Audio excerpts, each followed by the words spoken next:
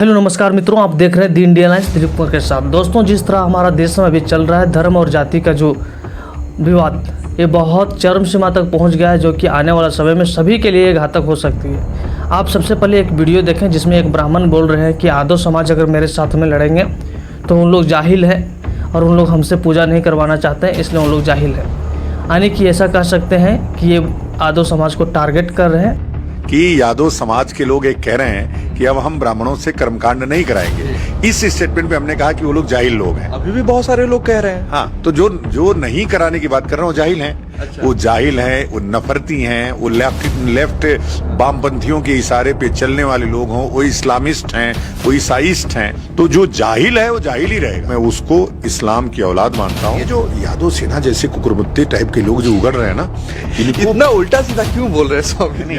नहीं, ये उल्टा सीधा नहीं है कि इन लफंगों के चक्कर में पढ़ना मत तुम, नहीं तो तुम्हारी जो बिरादरी है वो समाप्त हो जाएगी। मेरा दिमाग डिस्टर्ब हो गया और यादवों के साथ खड़े होने की उसमें जरूरत मुझे महसूस नहीं हुई। आप हिंदू धर्म के स्वामी हैं या फिर ब्राह्मणों के स्वामी हैं? स्वामी जी, आप सनातन धर्म के गुरु हैं, तो आप यादव जी के यहाँ नहीं गए, दुबे जी के यहाँ गए, तो यादव जी सनातन धर्म के नहीं है क्या? कोई भी व्यक्ति या कोई भी समाज का अगर इच्छा होता है कि हम ब्राह्मणों से पूजा पाठ नहीं करवाए, तो इसमें उनको जाहिल कहने की क्या आवश्यकता आ जाती है? एक परंपरा है, मूल्य है हमारा एक, कि ब्राह्मण कर्मकांड करे, आपके लिए पूजा पाठ करता है, आपकी सदगति हो इसके लिए काम करता है, ना कि 21 रुपए के लिए काम करता है। के साथ जो दुर्भाग्यपूर्ण घटना हुई, किसने किया ये भी विषय है। लोग कह रहे हैं कि दुबे जी ने किया। नहीं, दुबे जी ने तो सत्यप्रकाश दुबे, सवाल ही नहीं पैदा होता। उत्तर बिहार से आकर के उत्तर प्रदेश में राजनीति कर रहे हैं, इनको पीटने का काम करें। तुम आकर के नफरत फैलाओगे, यादव यादव यादव यादव। जो नरसंहार हुआ, नरसंहार किसका हुआ? नालायक कहेंगे एक जिसकी बात कर रहे हो, एक आदमी का संहार हुआ। नरसंहार तो केवल ब्राह्मणों का हुआ। तो अब की बार आएगा तो मैं काली सेना के लोगों को लगा करके इसको वापस बिहार भेजवाऊंगा, पिटवा करके। कानून से पिटवाइएगा कि अपने सेना से पिटवाइएगा? हर काम कानून धर्म थोड़े बचाता है। कुछ काम काली सेना करेंगे। कुछ काम तो काली सेना करती है। यादव सेना के लोग भी काली सेना पे काम करेंगे। वो फिर युद्ध होगा तो पता चलेगा कि काली सेना मजबूत है कि यादव सेना मजबूत है। वो हम युद्ध लड़ लेंगे, उसकी समस्या नहीं है हमको। आप शांति का पाठ क्यों नहीं पढ़ाते, युद्ध का पाठ क्यों पढ़ाते? कई बार युद्ध के बाद ही शांति होती है। मनु स्मृति से देश चलेगा कि संविधान से चलेगा? सर नहीं, मेरे अनुसार तो अभी जो संविधान चल रहा है उससे चलेगा। जब हिंदू राष्ट्र बनेगा तो मनुस्मृति से चलेगा।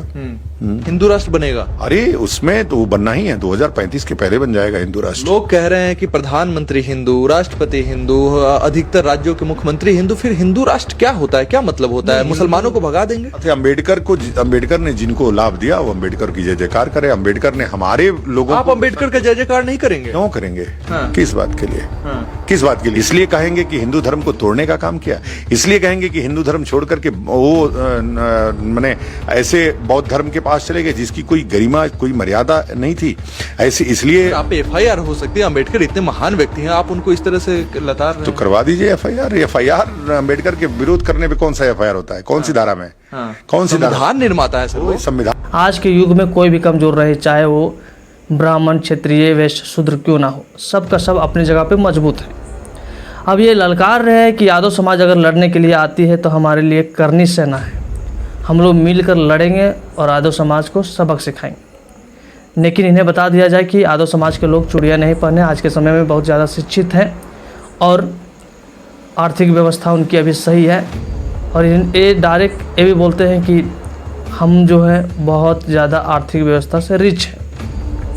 तो स्टेटमेंट सुन लिए इनका। साथ में इनका टारगेट है कि मैं संविधान को नहीं मानता हूं, अगर मुझे मौका मिले तो मैं संविधान को क्षति पहुंचा सकता हूं। यानी कि कोई भी तरह से डर नहीं है, ये डायरेक्ट मनुस्मृति को लागू करना चाहते हैं, जबकि मनुस्मृति में बहुत सारी चीज़ें कमियां थी।